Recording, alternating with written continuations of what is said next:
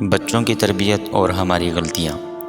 ایک دفعہ عدالت میں ایک مجرم کو لایا گیا جو بہت بڑا ڈکیٹ تھا اور کئی قتل بھی کر چکا تھا۔ جب وہ پکڑا گیا تو عدالت میں کیس چلا اور جرم ثابت ہونے پر اسے سزائے موت سنا دی گئی۔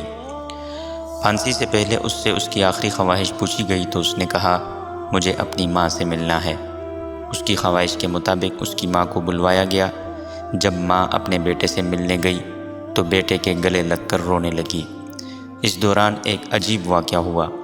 بیٹے نے ماں کے کان کو دانتوں سے زور سے کاٹنا شروع کر دیا۔ ماں چلانے لگی۔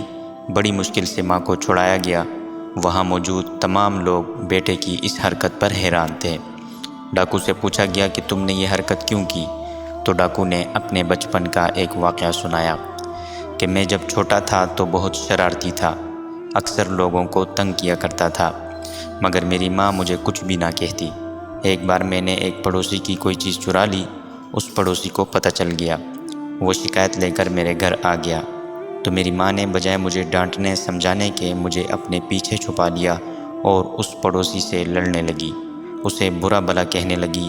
پڑوسی بیچارہ اپنی عزت بچا کے چلا گیا، حالانکہ میری ماں اچھی طرح جانتی تھی کہ میں نے چوری کی ہے، مگر ماں نے مجھے ایک لفظ نہ کہا اور میرا منہ ہاتھ دھلا کے مجھے اپنے ہاتھ سے کھانا کھلانے لگی۔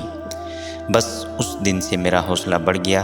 پہلے میں چور بنا، پھر ڈکیٹ، پھر قاتل، اور آج میں اس پھانسی کے پھندے تک پہنچ گیا ہوں اور مجھے یہاں تک پہنچانے والی میری ماں ہے۔ اگر اس وقت مجھے سمجھایا جاتا کہ یہ کام غلط ہے تو میں آج اس انجام کو نہ پہنچتا، اور پھر اس ڈکیٹ کو پھانسی دے دی گئی۔ پیارے دوستو، آج جب ہم اپنے ارد گرد دیکھتے ہیں تو ہمیں اس قسم کی ہی مائیں نظر آتی ہیں۔ حد تو یہ کہ اسکول میں استاد بھی اگر کسی غلط حرکت پر ڈانٹ دے تو فوراً گھر سے شکایت آ جاتی ہے۔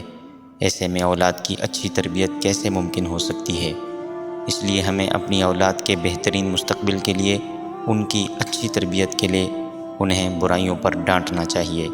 آج آپ اپنے بچے کو غلط حرکت پر اگر ماریں گے بھی تو یہی بچہ کل کو بڑا ہو کر آپ کو دعائیں دے گا، اور وقت آنے پر وہ سمجھ جائے گا کہ میرے والدین کی تربیت نے مجھے برا بننے سے بچا لیا تھا۔